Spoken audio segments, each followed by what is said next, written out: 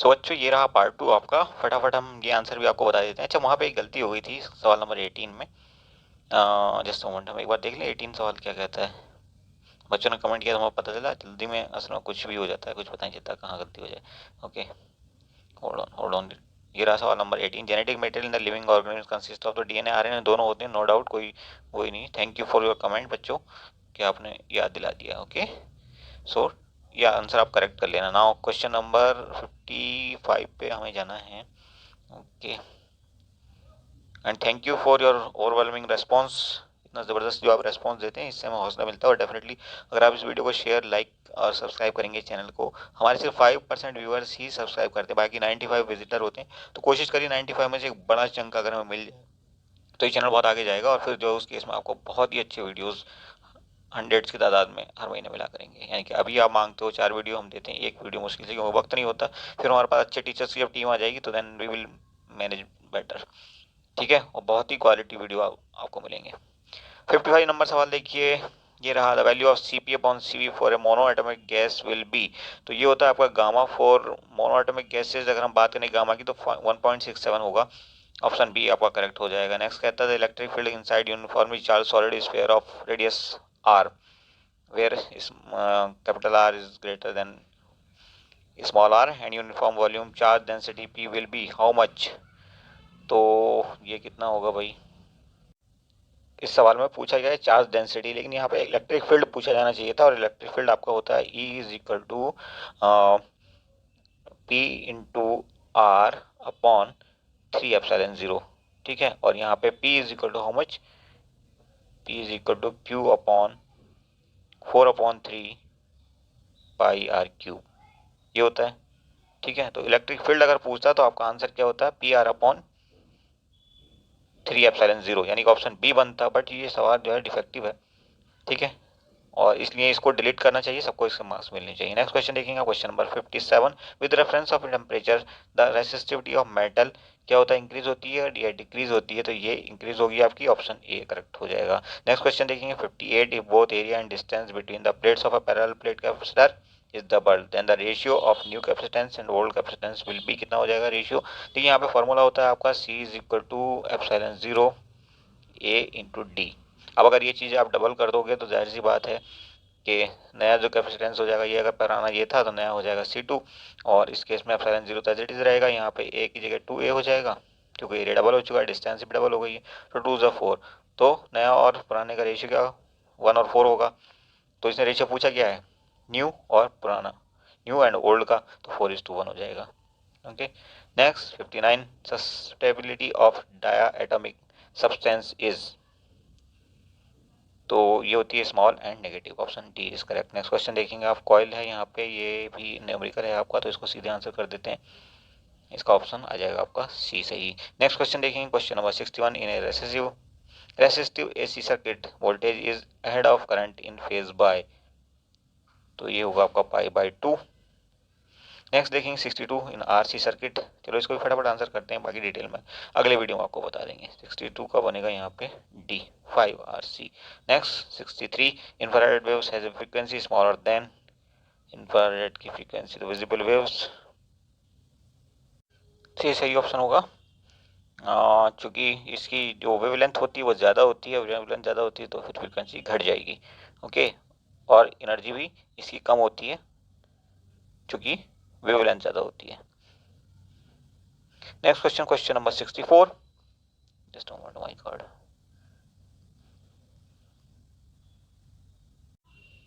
तो देखिए इसका आंसर इंटरफेरेंस होगा।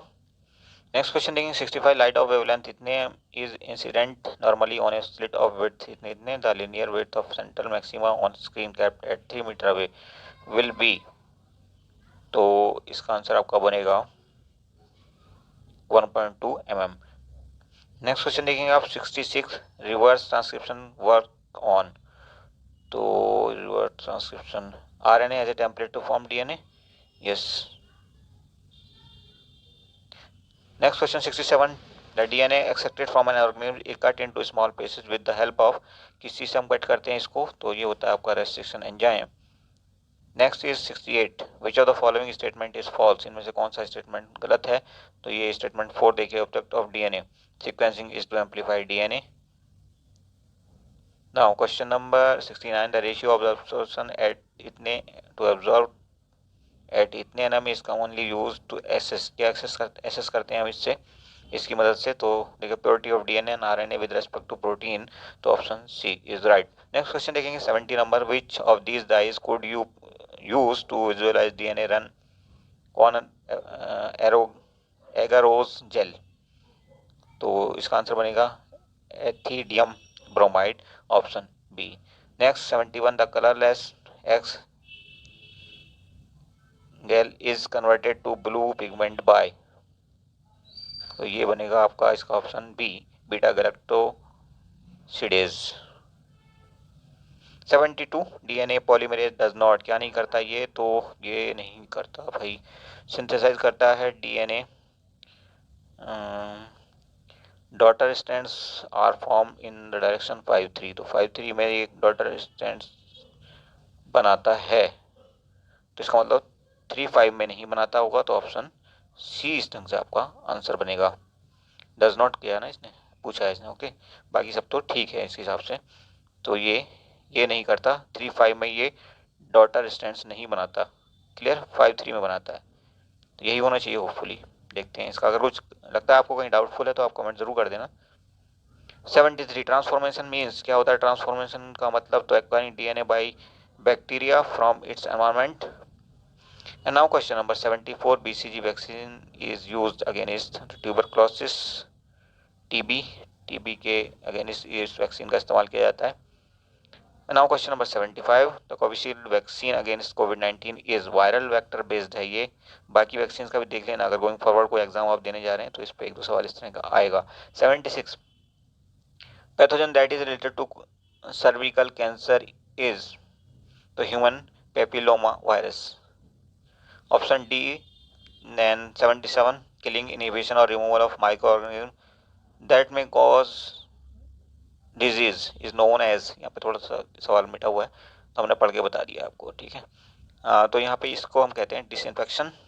Now question number 78, antibiotic cephalosporin act by inhibiting cell wall synthesis, क्योंकि ये जो है पेप्टिडोग्लाइकॉन की फॉर्मेशन को रोक देता है, तो बैक्टीरिया की सेल वॉल पे ही इसका सीधा इम्पैक्ट आता है, इसलिए ऑप्शन डी ही करेक्ट होगा। Next question 79, an individual with Turner syndrome has the following genotype, तो टर्नर सिंड्रोम की बात हुई है तो इसमें नंबर ऑफ क्रोमोसोम कितने होंगे? 45, एम आई राइट? तो ऑप्शन बन जाएगा आपका सी। एंड नाउ क्वेश्चन नंबर 80, टे सैक जेनेटिक डिजीज किस लिए होती है ये? तो ऑटोसोमल रिसेसिव डिजीज होती है ये, तो ऑप्शन ए करेक्ट हो जाएगा। नेक्स्ट क्वेश्चन आप देखेंगे 81, 9:7 ratio in the F2 generation represent, क्या रिप्रेजेंट करता है ये? तो ये रिप्रेजेंट करता है एपिस्टेसिस को। Next is 82, the ability of a plant cell to grow into a complete plant is known as pluripotency. And now question number 83, segmented worms are classified in the phylum, segmented worms की बात हो रही है तो ये Annelida की बात हो रही होगी, ठीक है। 84, एम्ब्रियोनिक स्टेम सेल अनडिफरेंशिएटेड होती हैं ये एम्ब्रियोनिक स्टेम सेल्स, ठीक है। और क्या कहते हैं इनको? These are the undifferentiated inner mass cells of human embryo, और क्या कह सकते हैं हम? They are pluripotent, means they have ability to grow into all derivatives of 3 primary germ layers including आपका क्या कहते हैं एक्टोडर्म, एंडोडर्म एंड मेसोडर्म, ठीक है। तो पहला प्लूरीपोटेंट इसका आंसर बनेगा, ऑप्शन डी इज करेक्ट। कई बार ना चाहते हुए भी हम एक्सप्लेन कर देते हैं सवाल को। The bacteria that are useful in genetic engineering are, कौन कौन से बैक्टीरिया हैं जो जेनेटिक इंजीनियरिंग में यूजफुल हैं? तो ये हैं आपके Asteria and agrobacterium. Next 86, technique that is use for diagnosis of disease is called, क्या कहलाता है ये? तो पीसीआर का इस्तेमाल करते हैं, आरटी पीसीआर, क्या कहलाता है? Real time RT PCR test कहलाता है ना कोविड-19 का, तो आरटी पीसीआर इसलिए कहलाता है क्योंकि वो भी पॉलीमरेज चेन रिएक्शन होती है, ओके। आरटी पीसीआर उसको कहते हैं, PCR sorry God, PCR. BT cotton produces the toxin, कौन सा टॉक्सिन प्रोड्यूस करती है ये? तो ये करती है आपका क्राइटॉक्सिन, And now question number 88, sanctuary that is famous for endangered species such as the dolphin and घड़ियाल is कौन सी सेंचुरी है ये? तो ये आपकी national Chambal sanctuary. And now question number 89, the zones of freshwater ecosystems are. तो ये आपका littoral, limnetic and profundal. 90, the technique used to study the genetic abnormalities in fetus is. कौन सी टेक्निक का इस्तेमाल करते हैं हम इसमें? तो इसमें हम करते हैं एमनियोसेंटेसिस का. तो ऑप्शन बी करेक्ट हो जाएगा आपका. होल्ड ऑन, कई बार ये परेशान करता है. Okay, 91, insulin is being commercially produced from. कहाँ से हम प्रोड्यूस कर रहे हैं इंसुलिन? तो हम प्रोड्यूस कर रहे हैं एस्चीरिया से. Now question number 92, during vigorous exercise glucose is converted into. किसमें कन्वर्ट हो जाता है ये? लैक्टिक एसिड में, जिससे थकान हो जाती है पेशियों में, मसल्स में. 93, human testosterone is produced by. कहाँ से प्रोड्यूस होता है ये? तो ये प्रोड्यूस होता है आपका लीडिंग सेल से. तो ऑप्शन बी सही हो जाएगा. नेक्स्ट 94, एक्टिव ट्रांसपोर्ट क्या होता है? तो ये होगा आपका movement of ions from lower to higher concentration. Now next question number 95, the internal pacemaker that control biological rhythms. ये होता है जी आपका ब्रेन में located. Next question 96, nerve cells communicate through. कैसे कम्युनिकेट करती हैं ये नर्व सेल्स? तो साइनेप्स के थ्रू. 97, the antibodies found in person with type A blood group. तो एंटीजन होगा ए, तो एंटीबॉडी होगा B. Antigen A but no antibody. कौन सा सही बैठेगा भाई? यस, एंटीजन ए और एंटीबॉडी बी दोनों होंगे उसके पास.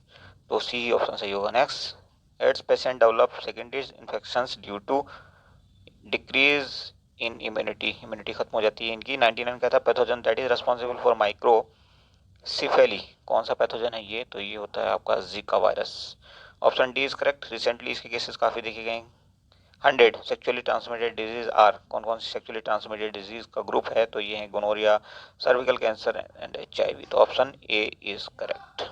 Okay, that's all in this video. Hopefully आपके लिए अच्छा रहेगा. आप स्कोर बताइएगा फटाफट कैसा रहा लेवल, ताकि अंदाज़ा लगाया जा सके कि आपका जो कट ऑफ है इस बार किस तरफ शिफ्ट होने के मोड में है. ओके, क्योंकि आप लोग फिर कट ऑफ की डिमांड करोगे तो कैसे पता चलेगा? जब तक आपका रिस्पॉन्स नहीं आएगा तब तक हमें अंदाज़ा नहीं लगेगा कि कट ऑफ किस तरफ शिफ्ट होने जा रही है इस बार. कट ऑफ कुछ भी हो जाती है. आपने बायोटेक के केस में देखा होगा कि लास्ट ईयर 2020 में इट वाज समवेयर अराउंड 80, और उससे पहले 19 में ये थी समवेयर अराउंड बिलो 50, 147, 48 तक चली गई थी. तो इतना बड़ा डिफरेंस इसलिए आया था क्योंकि पेपर के लेवल में बहुत बड़ा डिफरेंस था. Okay, anyway, thanks a lot. और याद रखना कि आप अगर हमें मोटिवेट करोगे तभी आगे बहुत अच्छी वीडियोज़ मिलेंगे, और 100 टाइम्स बेटर क्वालिटी भी. Thank you for watching once more.